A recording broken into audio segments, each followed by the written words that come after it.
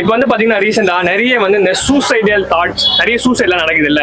As a சைக்காலஜிஸ்டா நீங்க அதை எப்படி பாக்குறீங்க, என்ன சொல்யூஷன் சொல்லுவீங்க? வெல், இப்போ வந்து ஜென்ரலாக சூசைடுன்றது நிறைய இடத்துல நடந்துட்டு தான் இருந்துச்சு. இப்போ நீங்கள் ரேட் ஆஃப் அது நிறைய ஆகுது. ஏன்னா lot of conditions, economic conditions and மோஸ்ட்டாக வந்து we don't have people to talk with.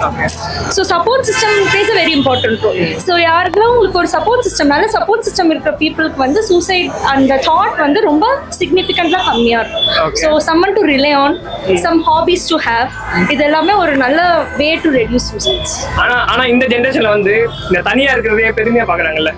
அண்ணா ஒரு அலோனர் அப்படின்னு சொல்றதெல்லாம் வந்து பெருமையா இருக்கு. ஸ்டோரி எல்லாம் போடுறாங்க, சோலோ டிராவலர் அலோனர் அப்படின்னு சொல்லிட்டு. ஆனாலுமே கூட அவங்க தான் வந்து இந்த மாதிரி விஷயத்துல நிறைய ஈடுபடுறாங்கல்ல.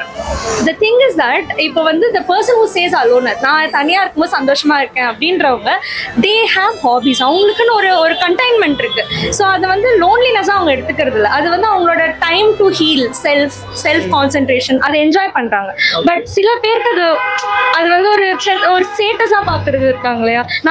நான் வந்து தனியா இருக்கும்போது அது ஒரு கெத்தா இருக்கு. அது வந்து it's a fake outer shell to show that I'm strength even when I'm alone. So அது வந்து it depends on individuals obviously.